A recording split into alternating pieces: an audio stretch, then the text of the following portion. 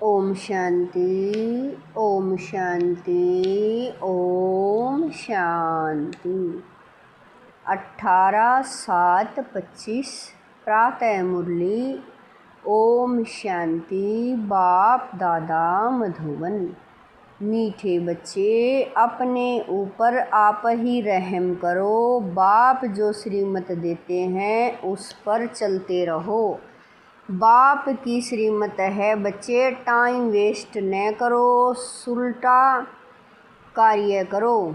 प्रश्न है, जो तकदीरवान बच्चे हैं उनकी मुख्य धारणा कौन सी होगी?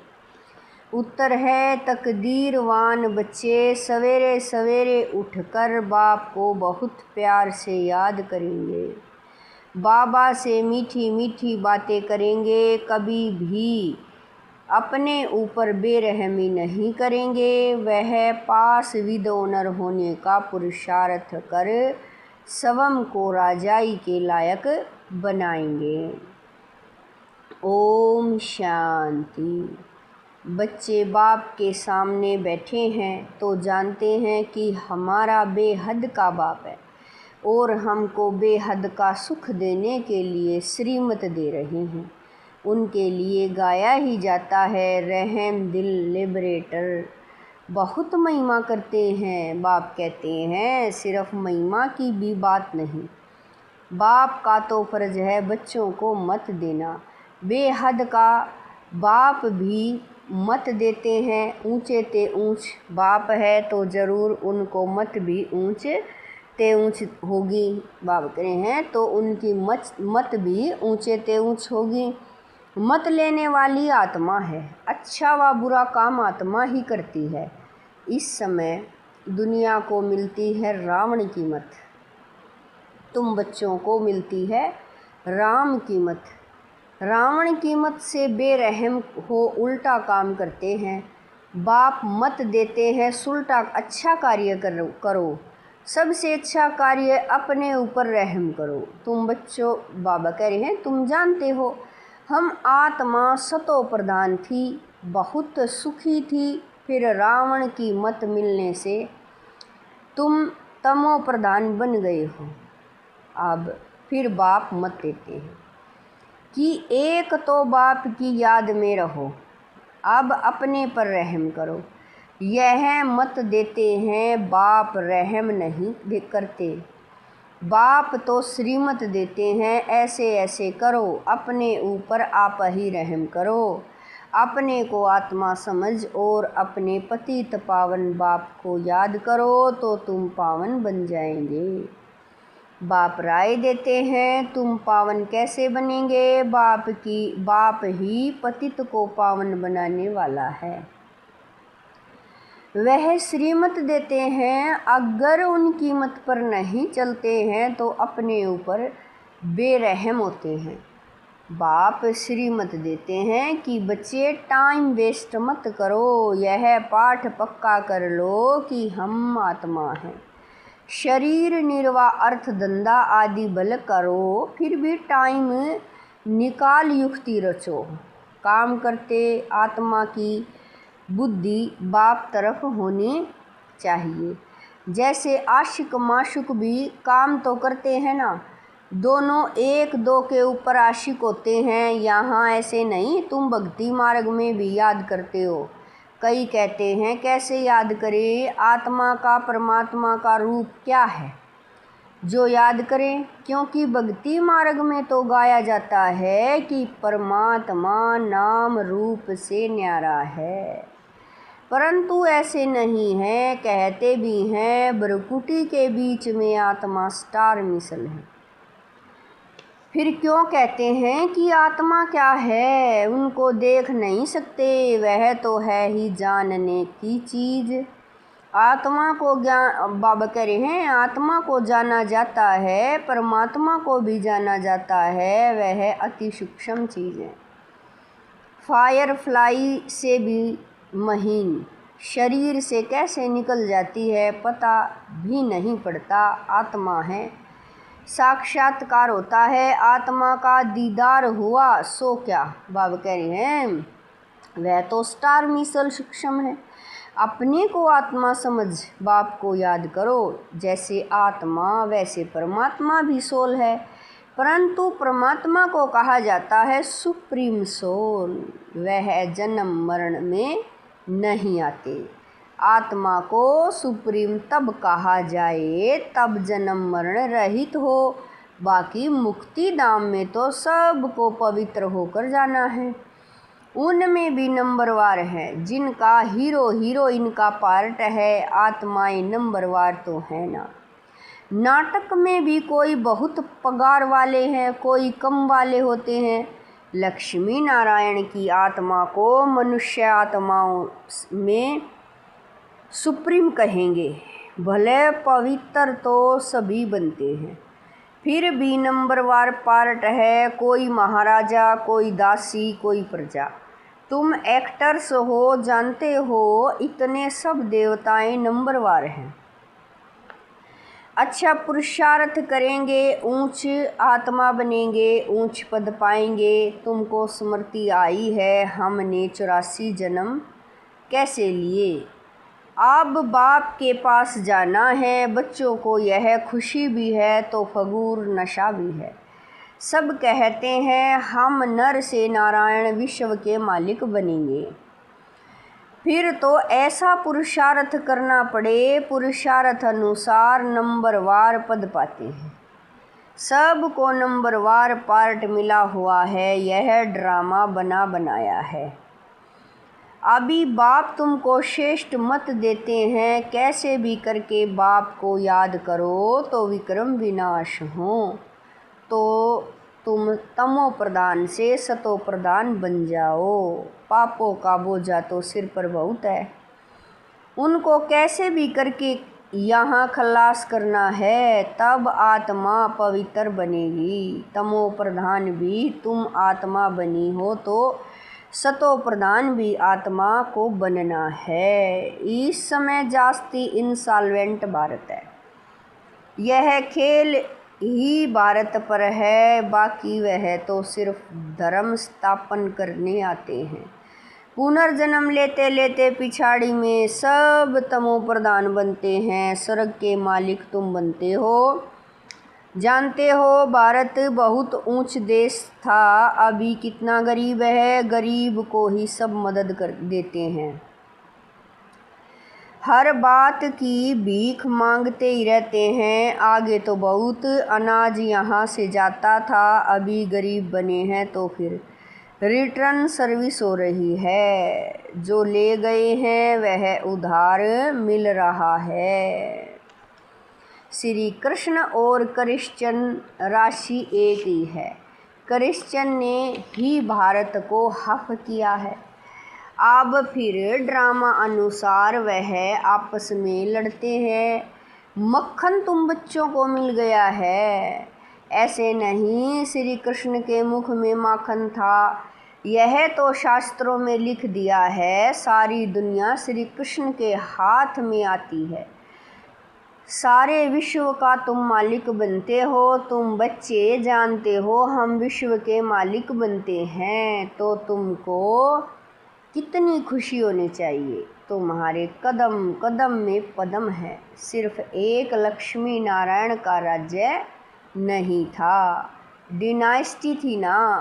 यथा राजा रानी तथा प्रजा, सबके पाँव में पदम होते हैं। वहाँ तो अनगिनत पैसे होते हैं। पैसे के लिए कोई पाप आदि नहीं करते। अथाह धन होता है। अल्लाह अव्वल दीन का खेल दिखाते हैं ना। अल्लाह जो अव्वल दीन अर्थात जो देवी देवता धर्म स्थापन करते हैं, सेकंड में जीवन मुक्ति दे देते हैं। सेकंड में साक्षात्कार हो जाता है। कारून का खजाना दिखाते हैं। मीरा श्री कृष्ण से साक्षात्कार में डांस करती थी, वह था भक्ति मार्ग। यहाँ भक्ति मार्ग की बात नहीं। तुम तो वैकुंठ में प्रैक्टिकल में जाकर राज्य भाग्य करेंगे। भक्ति मार्ग में सिर्फ साक्षात्कार होता है। इस समय तुम बच्चों को एम ऑब्जेक्ट का साक्षात्कार होता है। जानते हो हम यह बनेंगे। बच्चों को भूल जाता है, इसीलिए बैज दिए जाते हैं। अभी हम बेहद के बाप के बच्चे बने हैं, कितनी खुशी होनी चाहिए। यह तो घड़ी घड़ी पक्का कर देना चाहिए, परंतु माया अपोजिशन में है तो वह खुशी भी उड़ जाती है। बाप को याद करेंगे, बाबा कह रहे हैं बाप को याद करते रहेंगे तो नशा रहेगा। बाबा हमको विश्व का मालिक बनाते हैं, फिर माया भुला देती है तो फिर कुछ न कुछ विक्रम हो जाता है।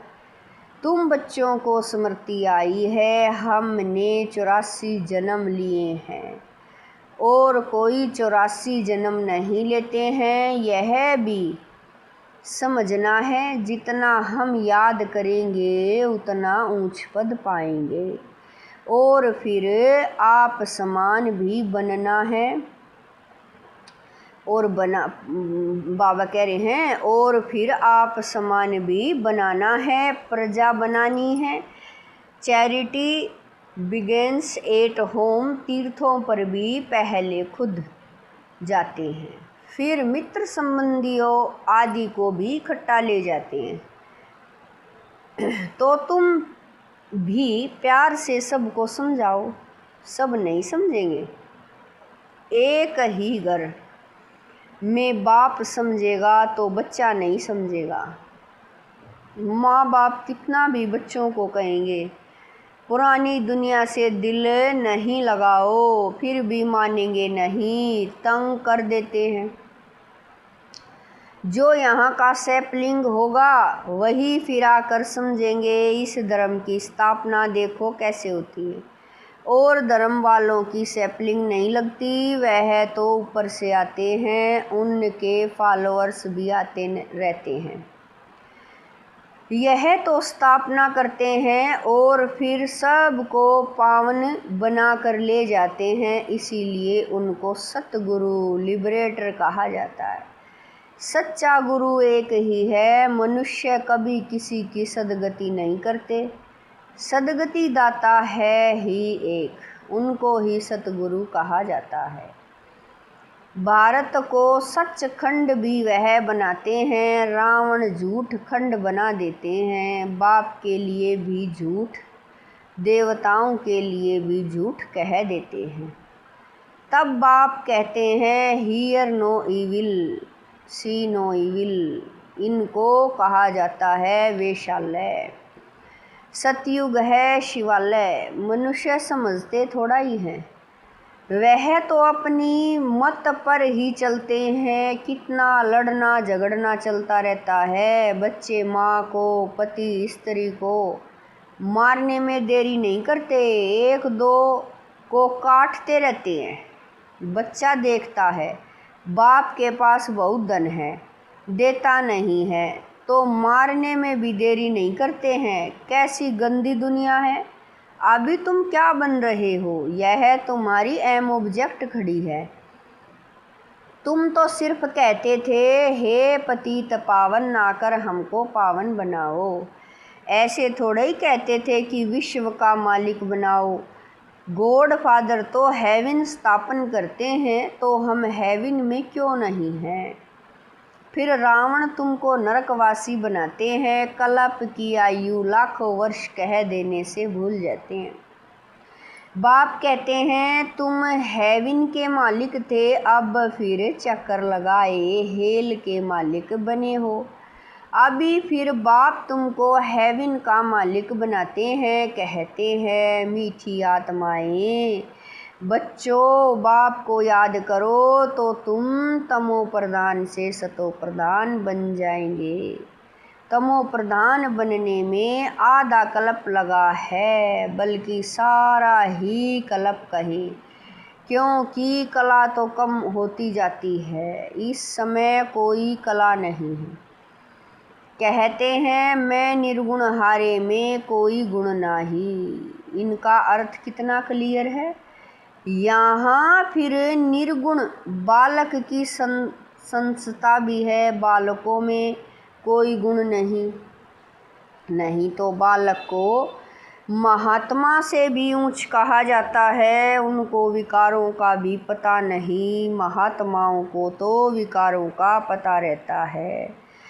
तो अक्षर भी कितने रोंग बोलते हैं, माया बिल्कुल अनराइटस बना देती है। गीता पढ़ते भी हैं, कहते भी हैं भगवान वाच का महाशत्रु है, यह आदि मध्य अंत दुख देने वाला है।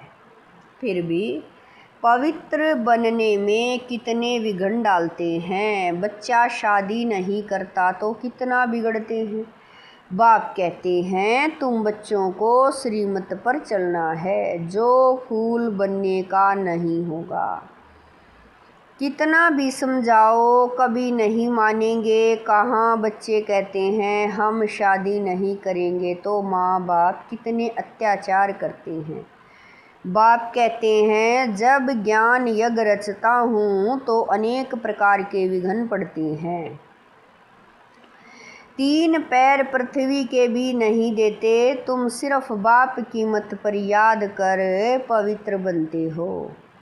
और कोई तकलीफ नहीं, सिर्फ अपने को आत्मा समझ बाप को याद करो। जैसे तुम आत्माएं इस शरीर में अवतरित हो, वैसे बाप भी अवतरित है। फिर कच्छ अवतार मत्स्य अवतार कैसे हो सकते। कितनी गाली देते हैं, कहते हैं कंकड़ कंकड़ में भगवान है। बाप कहते हैं मेरी और देवताओं की गलानी करते हैं, मुझे आना पड़ता है। आकर तुम बच्चों को फिर से वर्षा देता हूँ, मैं वर्षा देता हूँ, रावण श्राप देता है। यह खेल है। जो श्रीमत पर नहीं चलते हैं तो समझा जाता है इनकी तकदीर इतनी ऊंच नहीं है। तकदीर वाले सवेरे सवेरे उठ कर याद करेंगे, बाबा से बातें करेंगे। अपने को आत्मा समझ बाप को याद करो तो विक्रम विनाश हो। खुशी का पारा भी चढ़ेगा। जो पास विदोनर होते हैं वही राजाई के लायक बन सकते हैं। सिर्फ एक लक्ष्मी नारायण नहीं राज्य करते हैं, डिनाइस्टी है। अब बाप कहते हैं तुम कितना स्वच्छ बुद्धि बनते हो। इनको कहा जाता है सत्संग। सत्संग एक ही होता है। जो बाप सच्चे सच्चे नॉलेज दे, सचखंड का मालिक बनाते हैं। कल्प के संगम पर ही सत्य का संग मिलता है। स्वर्ग में कोई भी प्रकार का सत्संग होता नहीं। अभी तुम हो रूहानी सेल्वेशन आर्मी, तुम विश्व का बेड़ा पार करते हो। तुमको सेल्वेज करने वाला, श्रीमत देने वाला बाप है। तुम्हारी महिमा बहुत भारी है। बाप की महिमा, भारत की महिमा अपरंपार है। तुम बच्चों की भी महिमा अपरंपार है। तुम ब्रह्मांड के भी और विश्व के भी मालिक बनते हो। मैं तो सिर्फ ब्रह्मांड का मालिक हूँ। पूजा भी तुम्हारी डबल होती है। मैं तो देवता नहीं बनता हूँ। जो डबल पूजा हो तुम्हारे में भी नंबरवार समझते हैं और खुशी में आकर पुरुषार्थ करते हैं। पढ़ाई में फ़र्क कितना है। सतयुग में लक्ष्मी नारायण का राज्य चलता है, वहाँ वजीर होते नहीं। लक्ष्मी नारायण जिनको भगवान भगवती कहते हैं, वह फिर वजीर की राय लेंगे क्या। जब पतित राजाएं बनते हैं तब फिर वजीर आदि रखते हैं। अभी तो है प्रजा का प्रजा पर राज्य। तुम बच्चों को इस पुरानी दुनिया से वैराग्य है। ज्ञान भक्ति वैराग्य। ज्ञान सिर्फ रूहानी बाप सिखलाते हैं और कोई सिखला न सके। बाप ही पतित पावन सर्व का सदगति दाता है। बाबा कह रहे हैं बाप ही पतित पावन सर्व का सदगति दाता है। अच्छा मीठे मीठे शकील दे बच्चों प्रति माता पिता बाप दादा का याद प्यार और गुड मॉर्निंग। रूहानी बाप की रूहानी बच्चों को नमस्ते। हम रूहानी बच्चों की रूहानी माता पिता बाप दादा को दिलवा जान शिकवा प्रेम से याद प्यार गुड मॉर्निंग नमस्ते ओम शांति। मेरे बाबा मीठे बाबा प्यारे बाबा लाख लाख शुक्रिया मेरे बाबा। धारणा के लिए मुख्य सार है। नंबर 1, बाप की याद के साथ साथ आप समान बनने की सेवा करनी है। बाबा कह रहे हैं नंबर 1, बाप की याद के साथ साथ आप समान बनाने की सेवा करनी है। चैरिटी बिगेन्स एट होम, सबको प्यार से समझाना है। नंबर 2, इस पुरानी दुनिया से बेहद का वैरागी बनना है। Hear no evil see no evil. उस बेहद बाप के बच्चे हैं, वह हमें कारून का खजाना देते हैं। इसी खुशी में रहना है। वरदान है, हर संकल्प बोल और कर्म को फलदायक बनाने वाले रूहानी प्रभावशाली भव। वरदान है, हर संकल्प बोल और कर्म को फलदायक बनाने वाले रूहानी प्रभावशाली भव। जब भी किसी के संपर्क में आते हो तो उसके प्रति मन की भावना स्नेह सहयोग और कल्याण की प्रभावशाली हो। हर बोल किसी को हिम्मत उल्लास देने के प्रभावशाली हो। साधारण बातचीत के समय न चला जाए। बाबा कह रहे हैं साधारण बातचीत में समय न चला जाए। ऐसे ही हर कर्म फलदायक हो, चाहे स्वयं के प्रति चाहे दूसरों के प्रति। आपस में भी हर रूप में प्रभावशाली बनो। सेवा में रूहानी प्रभावशाली बनो, तब बाप को प्रत्यक्ष करने के निमित्त बन सकेंगे। स्लोगन है, ऐसी शुभ चिंतक मणि बनो जो आपकी किरणें विश्व को रोशन करती हो। स्लोगन है, ऐसी शुभ चिंतक मणि बनो जो आपकी किरणें विश्व को रोशन करती हो। अव्यक्त इशारे संकल्पों की शक्ति जमा कर श्रेष्ठ सेवा के निमित्त बनो। समय प्रमाण शीतलता की शक्ति द्वारा हर परिस्थिति में अपने संकल्पों की गति को बोल को शीतल और धैर्यवत बनाओ। यदि संकल्प की स्पीड फास्ट होगी तो बहुत समय व्यर्थ जाएगा, कंट्रोल नहीं कर सकेंगे। इसलिए शीतलता की शक्ति धारण कर लो तो व्यर्थ से बच जाएंगे। यह क्यों क्या ऐसा नहीं वैसा, इस व्यर्थ की फास्ट गति से छूट जाएंगे। ओम शांति।